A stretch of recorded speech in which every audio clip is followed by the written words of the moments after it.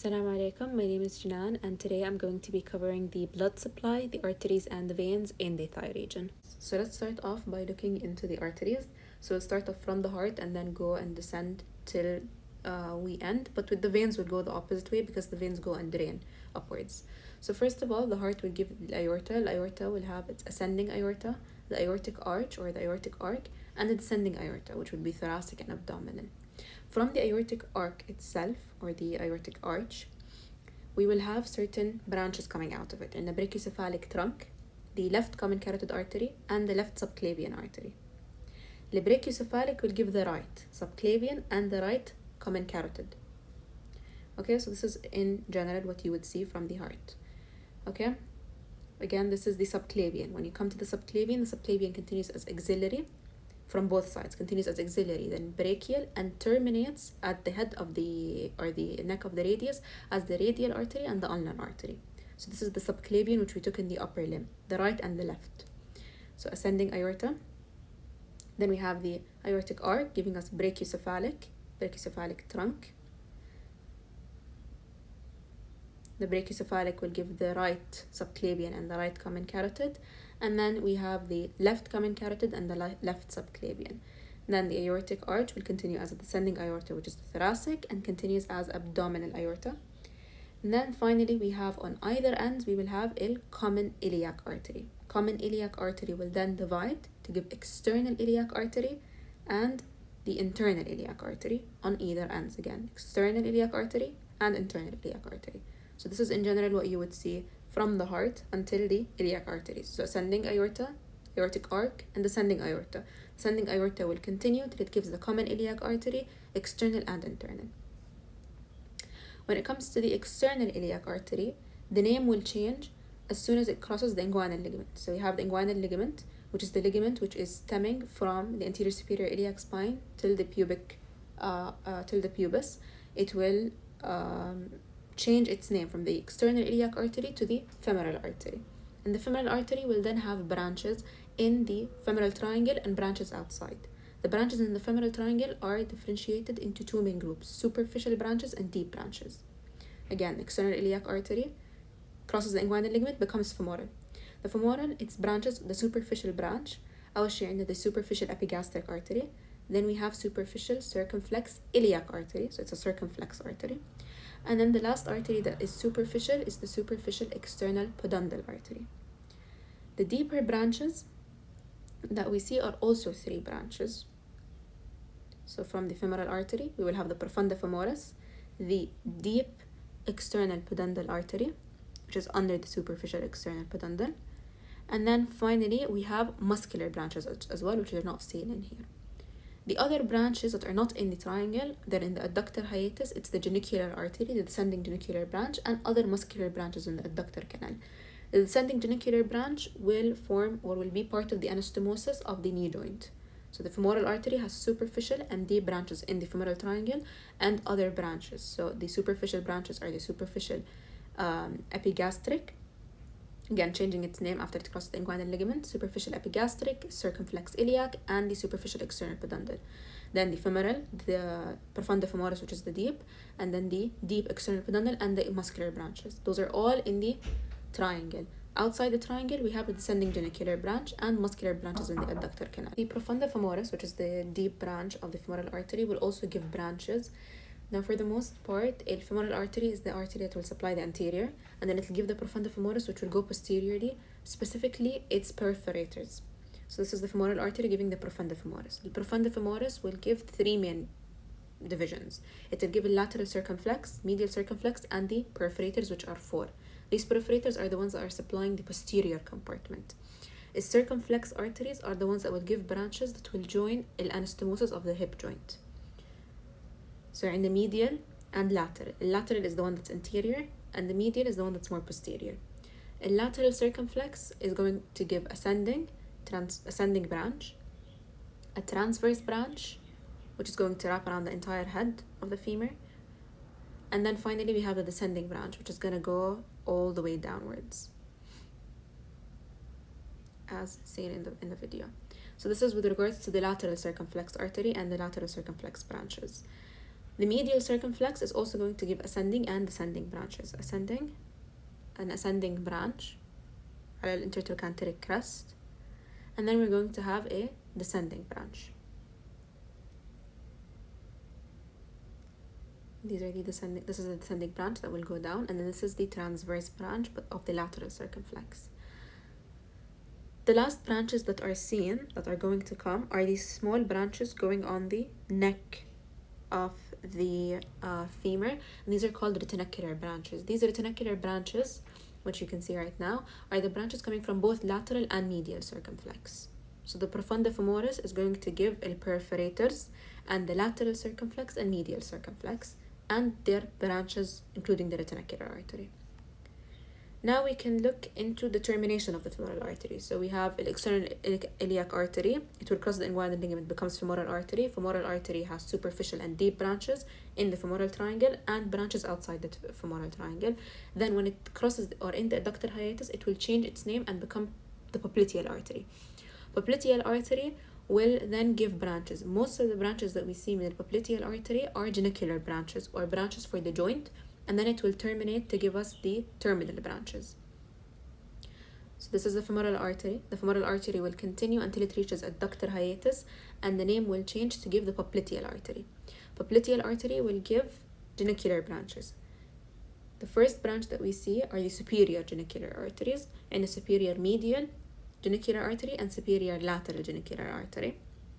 Then the branch that will go deep into the joint, we call it the middle genicular artery. And then as you go downwards, we will have the inferior genicular arteries, both the inferior medial genicular artery and the inferior lateral genicular artery. Again, all of these together are the ones that will help in the anastomosis of the knee joint. Then the popliteal artery will terminate as the anterior tibial artery and the posterior. This is the posterior, whereas the anterior will turn around, piercing the intramuscular septa to appear anteriorly. So this is everything coming from the external iliac artery, turning to femoral, then popliteal, and then terminating as anterior and posterior tibial artery. On the other hand, if we go back to the common iliac artery, we said it gives an external iliac artery and an internal artery. Coming from the common iliac artery, we will have certain divisions. Most of these divisions or most of these branches are going to be supplying the pelvic region. But for the most part, the most important arteries for the sake of the lower limb would be the obturator artery, the inferior and the superior gluteal arteries. But the internal iliac artery will divide and give us anterior and posterior divisions. So this is the internal iliac. The internal iliac will give an anterior division and will also give a posterior division. Middle anterior division, we will have certain arteries stemming. The umbilical artery, and then under it we have the obturator artery, and we'll talk about its divisions. Then we have the uterine artery. Then this is the middle anorectal artery, then the internal pudendal artery, and finally the inferior gluteal artery. The external pudendal was the one where we have superficial and deep coming from the femoral artery. Again, this is the inferior gluteal artery. Inferior gluteal artery will join both anastomosis, the trochanteric and the cruciate anastomosis of the hip joint. And if we go back to the common iliac artery, and then this is the internal iliac, and this is the posterior and anterior division. The posterior division will give us iliolumbar artery, lateral sacral artery, and finally it will give us the superior gluteal artery. Superior gluteal artery will mainly be part of the trochanteric anastomosis of the hip joint. It will give a superficial branch, a deep branch, and then the superior branch. But again, the most important thing when it comes to the internal iliac artery, the fact that you have an obturator artery and both the superficial and the superior and the inferior gluteal arteries that will join the anastomosis of the hip joints. When it comes to the obturator artery, the main thing about the obturator artery is it's supplying the medial aspect. It is coming from the internal iliac artery. It will have branches. It will have an anterior and a posterior branch. Mainly the branches are muscular, but for the most part, it's the branch coming from the internal iliac artery. And then it will have anterior supplying certain muscles like the pectineus, obturator externus, adductor magnus, and gracilis muscle. And then in the posterior compartment, it will supply some of the deep gluteal muscles, and it will also give the acetabular or the foveolar artery, which will go to the head of the femur. So in a nutshell, when it comes to the arteries, the anterior will be supplied by the femoral artery. And then the femoral artery will give a branch, which we know as the profunda femoris. This profunda femoris will give perforator arteries supplying the posterior compartment. the superior part of the posterior compartment will be supplied by the inferior gluteal artery, and then the posterior compartment will be by the popliteal artery, but the bulk of the posterior compartment is by the perforators من البروفunda femoris. The medial compartment is from the obturator artery. As evident, most of them are coming from the external iliac artery, except obturator artery and the inferior gluteal artery are from the internal iliac artery.